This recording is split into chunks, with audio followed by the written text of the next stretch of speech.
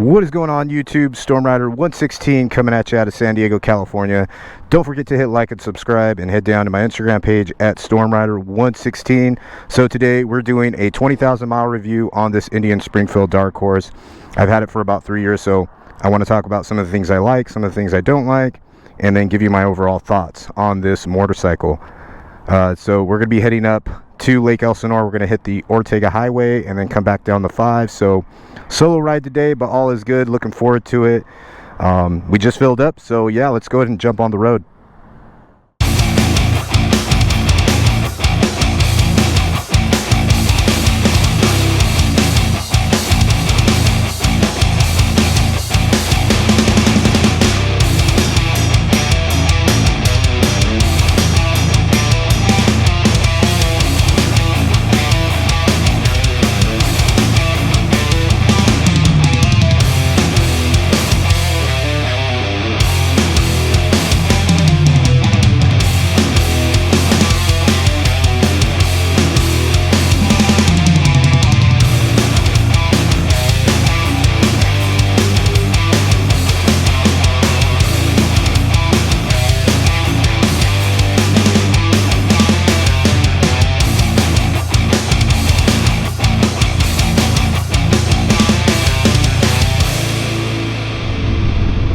What is up, everybody? On the road here, and it has been quite some time since I've done one of these videos.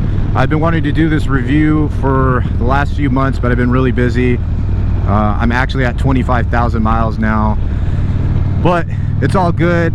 Let's go ahead and jump right into it. We'll go ahead and start with the front of the bike, and we'll start making our way towards the back. All right, so the first thing I want to talk about is the headlight. Right now I have the Boone's MC Fly-Eye V2 headlight. Purchased this headlight probably about a year ago. Prior to that I had a headlight from Eagle Lights, and before that I had the standard OEM light from Indian, which was absolutely garbage. I am so glad I made the upgrade. The Boone's MC Fly-Eye V2 headlight it's pretty badass. I rarely ever have to use the high beams on it.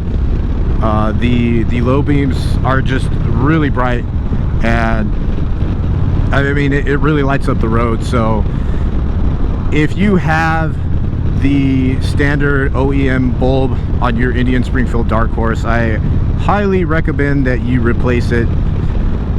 Once you get an LED light, man, I mean it's like a world of a difference. So I believe the newer Indian Springfield models have the what is it, the LED Pathfinder from Indian. I don't know too much about that light.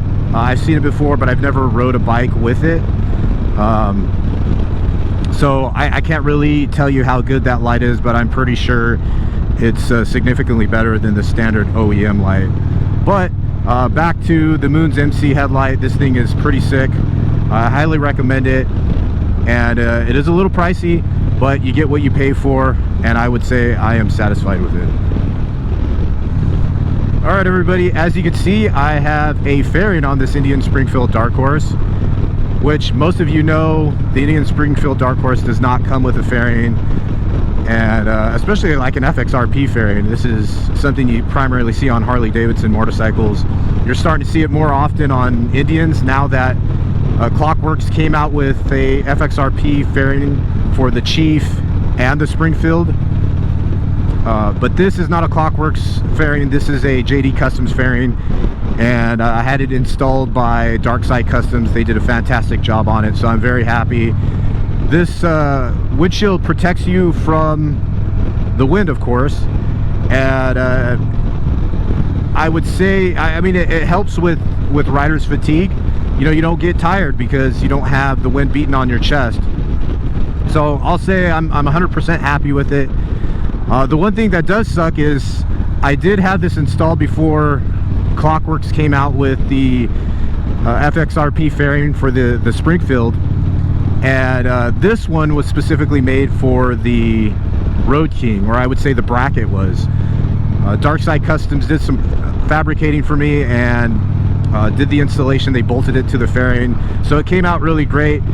But then like literally a month later, Clockworks came out with theirs, and it was specifically for the Darkhorse, and you didn't have to do any modifications or fabricating at all.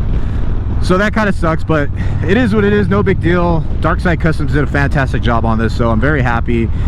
So if you are looking for a fairing for your Indian Springfield Darkhorse, you don't have to go and buy a new bike or anything. Just get one off of or get one from Clockworks. You can even do what I did and get one from JD Customs if you want to have a custom shop to the installation, or you could do it yourself. But yeah, this fairing is badass. I'm very happy with it.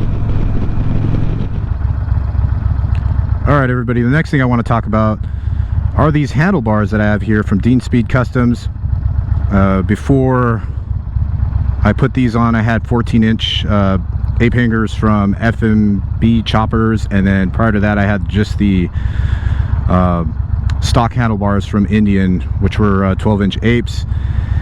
Going to these T-bars from Dean Speed was definitely a huge upgrade. I feel a lot less strain on my shoulders with these T-bars, and these T-bars look much better with this type of fairing than ape hangers. So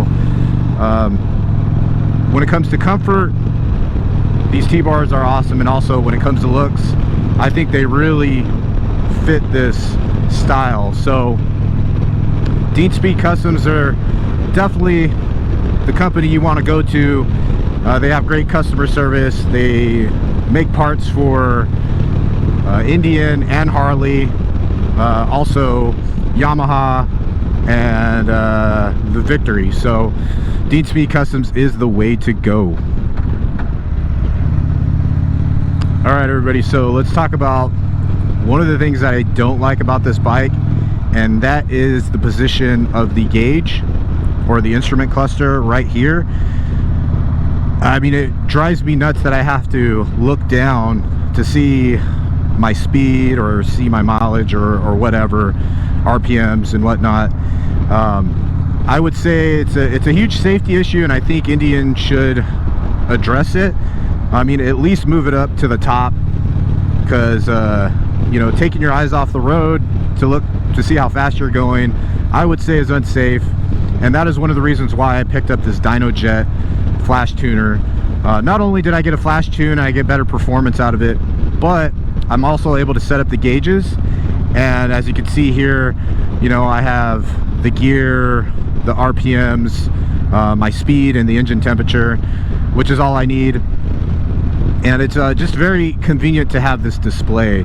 So yeah, that's the one thing I would say that really bugs me about this bike. Hopefully Indian addresses it at some point and makes some adjustments for their future Springfield Darkhorse models. All right, everybody, the next thing I want to talk about is the seat that I'm sitting on. The Indian OEM seat wasn't too bad, but I wanted something a little more stylish, so I went with this seat from Drag Specialties. It's a Predator 3 seat. I did have some work done on it.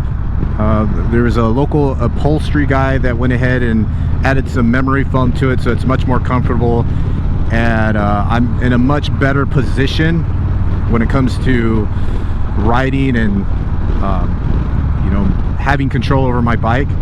I'm a little bit more forward, which I like.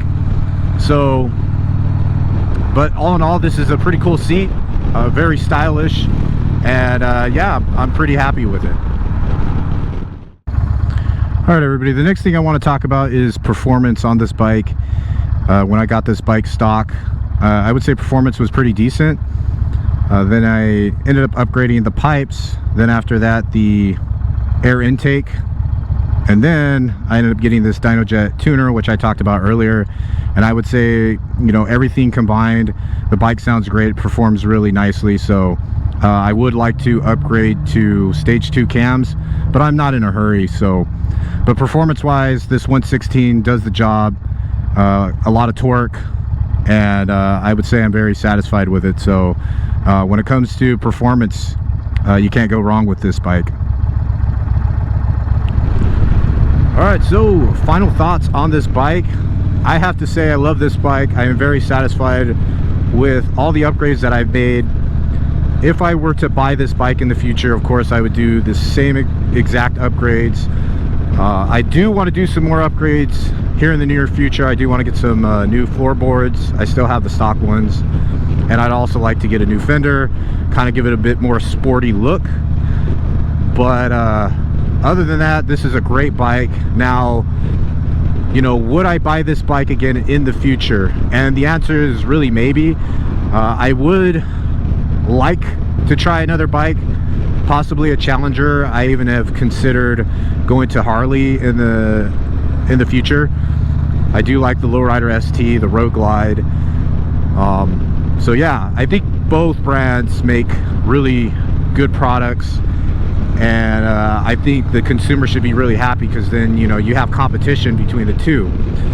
So but yeah, that's really all I have for you guys. I really appreciate y'all joining me on this video here, and I'm gonna continue on riding. But until the next video, guys, you know, just remember to be safe and always have fun.